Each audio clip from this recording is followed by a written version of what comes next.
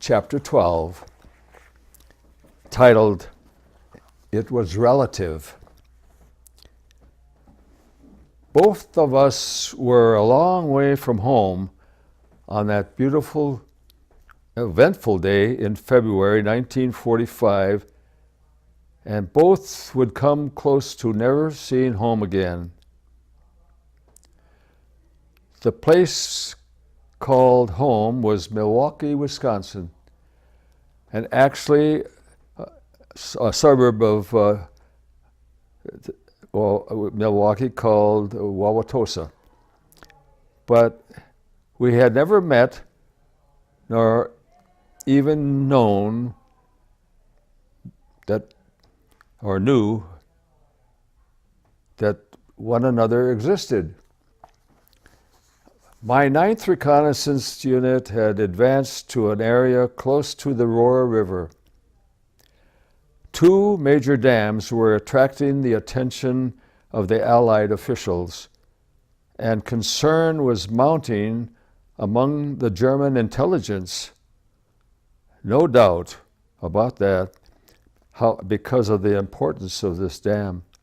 Actually, there were 2, and if the gates of either or both dams,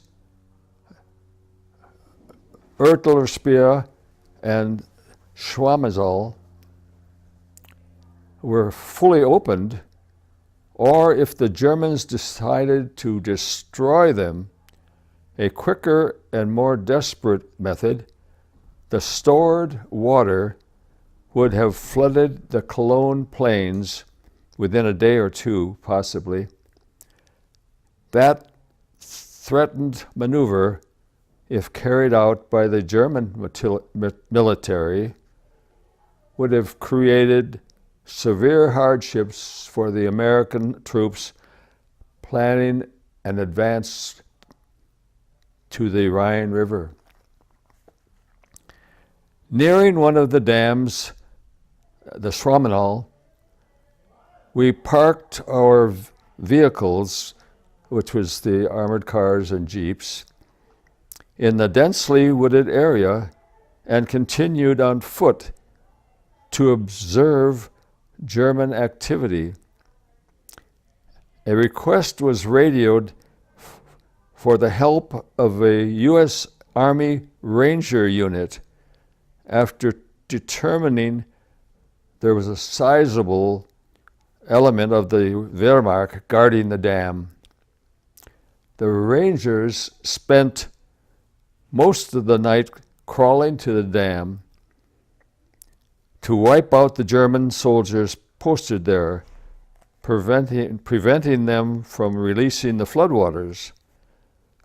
The Rangers' mission was successful, although partial damage was carried out by the Germans, which caused some temporary but limited flooding of the plains. Later, the 9th Infantry Division gained entire control of the dam and also the second dam called Ertlerspeer. Almost a casualty, that is the next subtitle. Earlier in the day, after rejoining our vehicles hidden in the woods, I decided, since we had the time, to clean my armored car's .30 caliber machine gun. Standing in front of the car on top of the front deck, I attached a wad of cleaning cloth, the usual procedure, and I entered it into the end of the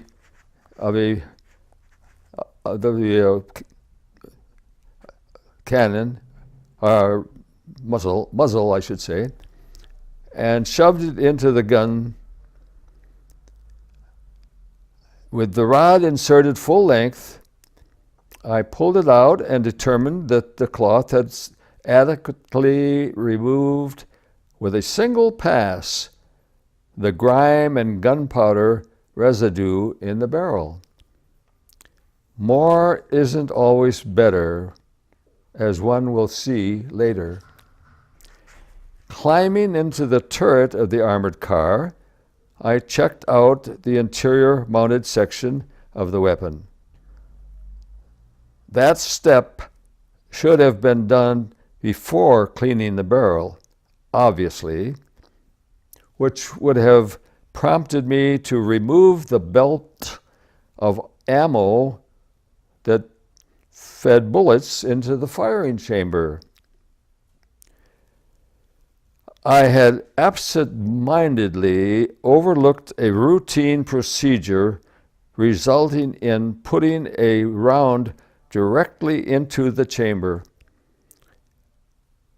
The cleaning rod had advanced a round in the belt to the firing position.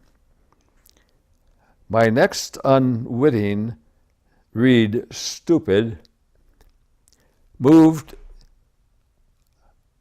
next move was to step on the floor-mounted trigger of the machine gun, sending the single round into the woods and leaving me horrified.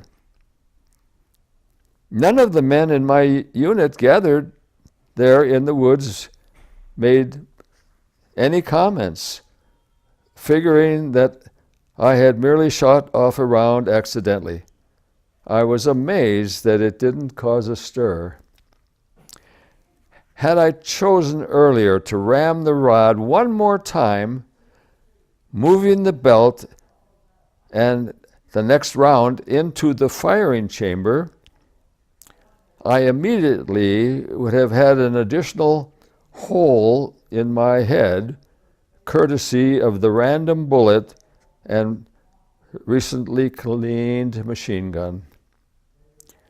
My life had been spared, and so too was the life of my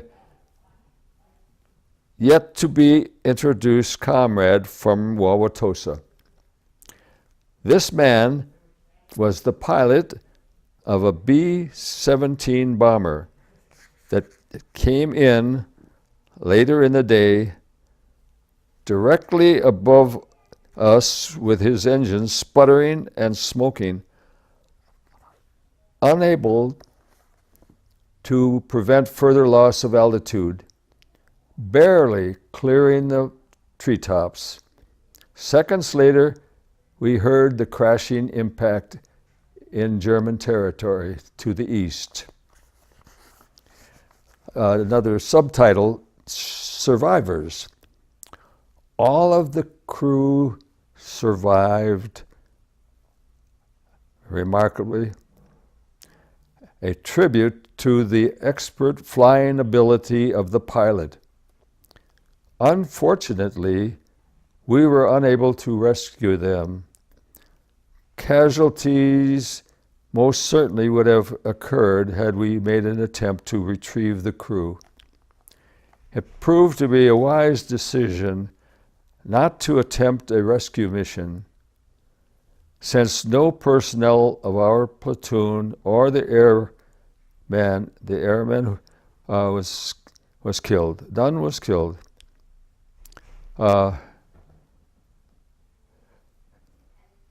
Major Curtis R. Henning, the B-17 pilot, became a prisoner of the Germans, but made it back safely at the end of the war to his home in Wauwatosa, sometime in the fall of 1945, about the same time as my return home.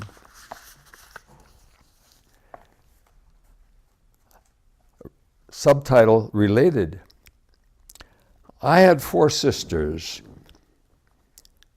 My second oldest, Mary, began going steady with a wonderful guy who was liked very much by all of my family. His name was Kurt, and the year was 1946. On an evening while Kurt was visiting at our house, and especially to see my sister, Mary, the subject turned to wartime military service. Kurt and I began comparing mental notes and discovered, to our amazement, that we had shared those calls on the very close calls on the very same day back there in Germany. He knew the coordinates and terrain of his crash site and the precise time and date. It corresponded to my awareness of that day on February 5, 1945. In 1948, my sister and Kurt were married. They had a daughter, Lisa, who married and settled in Oregon.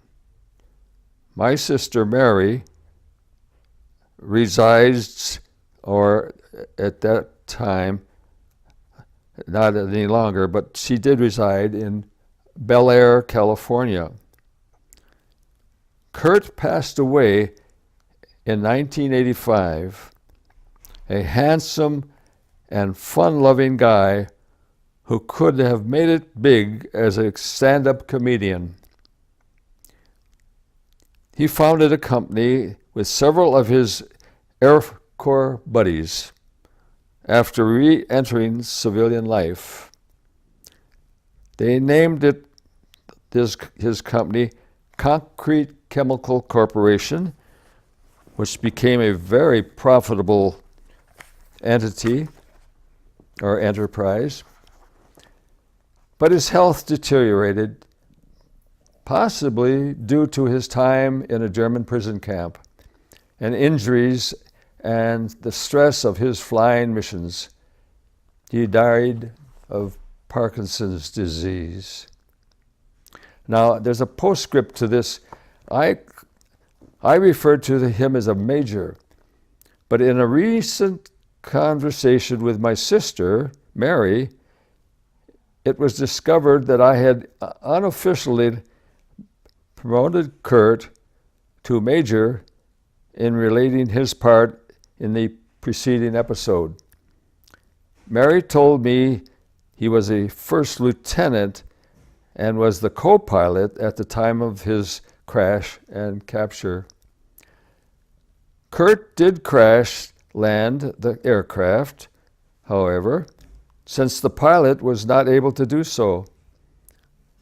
Mary informed me that no promotions were given to our military personnel while being held prisoners of war, information I had not been aware of.